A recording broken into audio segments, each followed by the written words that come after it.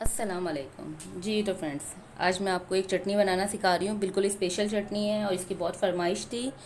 और ये आप जो बहुत सारी चीज़ों में यूज़ कर सकते हैं। ठीक है, ये है खजूर की और इमली की खट्टी मीठी चटनी। ये बहुत सारी चीज़ों में यूज़ होगी। इसके यूज़ भी मैं आपको बताऊंगी किस किस में। सबसे पहले इसका मेथड बता देती हूँ। इसके लिए मैंने क्या करा है, देखें, एक प्याली जो है ना, मैंने भर के इमली का पेस्ट लिया है। ठीक है, उसे पानी में भिगो दिया है। और खजूरें हैं 6 से 7 मेरे पास, इनके जो है बीज निकाल लेंगे।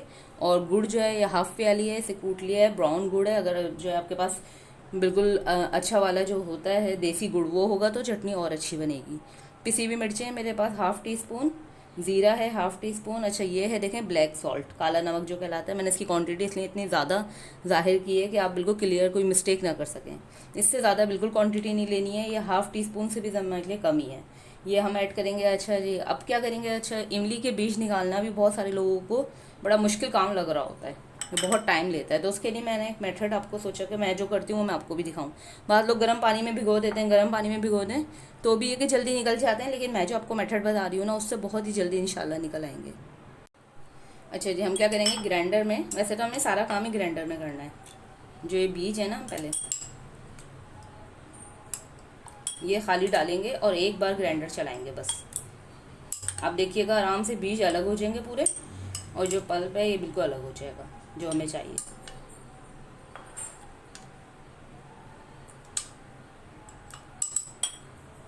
इस तरीके से ये देखिए, बस इतना। ज़्यादा करेंगे तो बीज पिस जाएंगे, जिसकी वजह से चटनी का टेस्ट ख़राब हो जाएगा, इसलिए बहुत एहतियात से कीजिएगा जी। तो देखिए, ये आपको नज़र आ रहा हो किस तरीके से बीज सारे अलग हो गए और पल्प बिल्कुल अलग हो गया। अब क्या है, बस अब हम इसको इसी पानी में दोबारा वापस डालेंगे और बीज को अलग कर देंगे और पल्प एक साथ मिक्स कर देंगे जी। तो देखिए फ्रेंड्स, ये सब हमने अलग कर लिया। देखिए, इस मेथड से क्या होता है, हमें पल्प भी जो है ना, ये ज़्यादा मिलता है इमली का, ज़ाया नहीं होता, बिल्कुल वेस्ट नहीं होता। ठीक है, खजूर जब हमने इसके बीज निकाल लिए हैं, ये हम ऐड करेंगे इसमें। गुड़ ऐड करेंगे, थोड़ा सा मैं एंड में ऐड करूँगी क्योंकि पहले मैं इसके साथ डालूँगी स्पाइस, वरना स्पाइस ऊपर रह जाएंगे और फिर वो सही से पिसेंगे नहीं।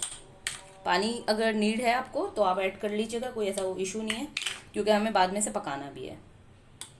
अगर ज़रूरत है पानी की तो आप ऐड कर सकते हैं। ठीक है, अब जो ये खजूर है, हम ये वो गुड़ जो है ये दोबारा ऐड कर देंगे।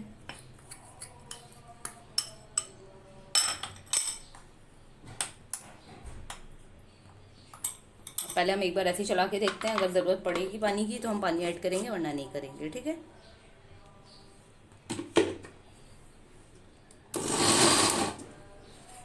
ये देखिए,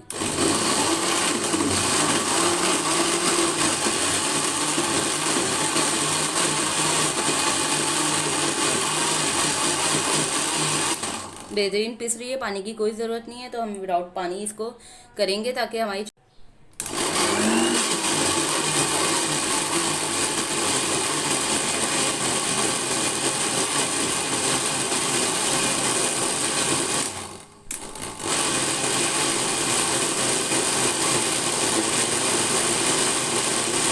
अगर आपको नज़र आ रहा हो, देखिए हर चीज़ बिल्कुल बारीक पीस चुकी है। जितना अच्छा पीसेंगे इतनी चटनी जो टेस्टी बनेगी।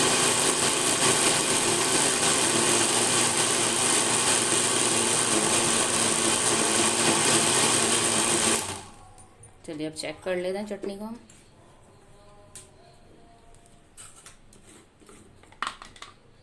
जी, तो देखिए कितनी गाढ़ी बेहतरीन से हमारी ये चटनी रेडी है। अच्छा देखें, इसके दो मेथड हैं। एक मेथड क्या है, अगर आपने कुछ दिन 2-3 दिन यूज़ करना है, सेम इसी मेथड से आप इसे यूज़ कर सकते हैं। ठीक है, और अगर आपको ज़्यादा यूज़ करना है इसको, आपको चाहिए कि आप महीने तक भी इसे सेव कर सकती हैं, उसका मेथड भी मैं आपको बताती हूँ। अभी इसी प्याली में आपको निकाल के भी दिखा देती हूँ कि इसका पेस्ट कैसा बना है, ये देखिए। और अगर आपको ज़्यादा टाइम के लिए करना है, आपने इसमें ज़रा सा बिल्कुल समझ लें 2 से 3 टेबल स्पून जैसा पानी ऐड कीजिए। तो क्या समझ लें, बस चॉपर जो है, जितने पानी इसके अंदर है चॉपर में ये पानी हम ऐड करें 2 से 2 टेबल स्पून, और जो है बस हम इसको पका लें। और हम इसको पका लेंगे तो वो भी हमारी बेहतरीन सी चटनी होगी, और जो पक्की हुई चटनी होगी वो बहुत टाइम तक चलेगी। 1 से 1.5 महीने तक वो चटनी जो है बेहतरीन हमारी चलेगी। लेकिन अगर आपको इसी तरीके से रखना है तो ये भी बेस्ट है। जी तो देखिए फ्रेंड्स, कैसी बेहतरीन से हमारी ये खट्टी मीठी इमली की चटनी रेडी है। ये आप चावलों के साथ खाएं, नॉर्मल जो है अब रमज़ान में पकौड़ों वगैरह के साथ खाएं। इससे मैं आपको जो है एक बहुत यूनिक सी भेलपूरी की रेसिपी इंशाल्लाह सिखाऊंगी। चटनी इसीलिए पहले सिखा रही हूँ कि उसके बाद जो भी सिखाऊंगी तो फिर वीडियो बहुत लंबी नहीं होगी और आप लोग ईजिली हर चीज़ फॉलो कर सकेंगे। तो ये चटनी की रेसिपी बहुत बेहतरीन है, इसको बनाइए। और इसको अगर आप ज़्यादा पका के बिल्कुल ड्राई कर देंगे तो ये टॉफ़ी की तरह भी हो जाएगी। तो ये बहुत बेहतरीन जायका इसका होता है, ज़रूर इसको ट्राई कीजिएगा, फीडबैक दीजिएगा कि आपको कैसी लगी है चटनी की रेसिपी।